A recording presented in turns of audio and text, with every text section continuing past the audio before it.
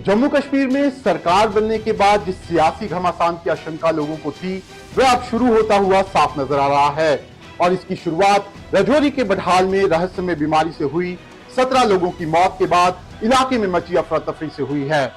दिसंबर के बाद से अब तक बडहाल में 2 दर्जन से ज्यादा लोग मारे गए हैं, जिनमें कई बच्चे भी शामिल हैं। लेकिन अब तक ये पता नहीं लग सका है कि आखिर वो क्या कारण है जिसकी वजह से लोग मारे जा रहे हैं। ऐसे में अब लोगों के सब्र का बांध टूट रहा है और सरकार पर इसका दबाव साफ नजर आ रहा है।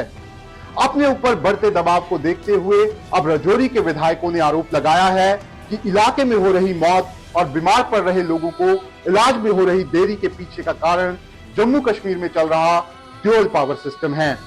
आखिर राजौरी में मारे गए लोगों और ड्यूल पावर सिस्टम के बीच में क्या कनेक्शन है, ये बताने से पहले आप हमारे चैनल व्हाइट पेपर को लाइक और सब्सक्राइब जरूर करें, ताकि हम आपको वो खबरें बता सकें जो आप लोगों के लिए जानना जरूरी है। अब हम आपको बताते हैं कि आखिर बडहाल में हो रही मौतों के बीच ये ड्यूल पावर सिस्टम का मुद्दा कहां से आ गया है। दरअसल राजौरी के बडहाल इलाके से नेशनल कॉन्फ्रेंस के विधायक जावेद चौधरी ने आरोप लगाया है कि इलाके में बीमार पड़ी 3 बहनों को प्रशासनिक लापरवाही और अधिकारियों के बीच समन्वय न होने की वजह से पीजीआई चंडीगढ़ नहीं पहुंचाया जा सका। जावेद चौधरी ने कहा कि उन्होंने इन बीमार बहनों को एयर एम्बुलेंस उपलब्ध करवाने के लिए डॉक्टर जितेंद्र सिंह, एलजी मनोज सिन्हा और सीएम उमर अब्दुल्ला तक बात करने की कोशिश की, लेकिन वे एयर एम्बुलेंस को जम्मू से पीजीआई भेजने में नाकाम रहे। और ये सब जम्मू कश्मीर में ड्यूल पावर सिस्टम की वजह से हुआ, क्योंकि हर अधिकारी इसे एक दूसरे पर डालने की कोशिश करता हुआ नजर आया। जावेद चौधरी ने कहा कि गृह मंत्री ने भले ही राजौरी के लिए सेंट्रल टीम भेजी हो, लेकिन वे फोटो ऑप, सैंपलिंग और प्रेस कॉन्फ्रेंस से ज्यादा कुछ करती हुई नजर नहीं आई।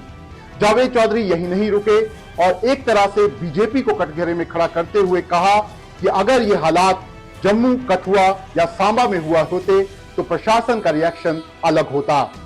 ऐसे में इशारों इशारों में जावेद चौधरी ने राजनीतिक दांव खेलते हुए ये दिखाने की कोशिश की कि एलजी और केंद्र सरकार इस मामले में उनकी मदद नहीं कर रहे और राजौरी को नजरअंदाज किया जा रहा है।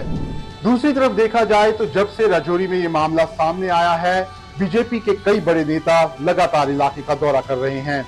केंद्र सरकार भी सेंट्रल टीम को राजौरी भेज चुकी है, लेकिन इस बीच इलाके के लोग उमर अब्दुल्ला सरकार और उनके विधायकों पर लगातार इस मसले का हल निकालने को लेकर दबाव बना रहे हैं।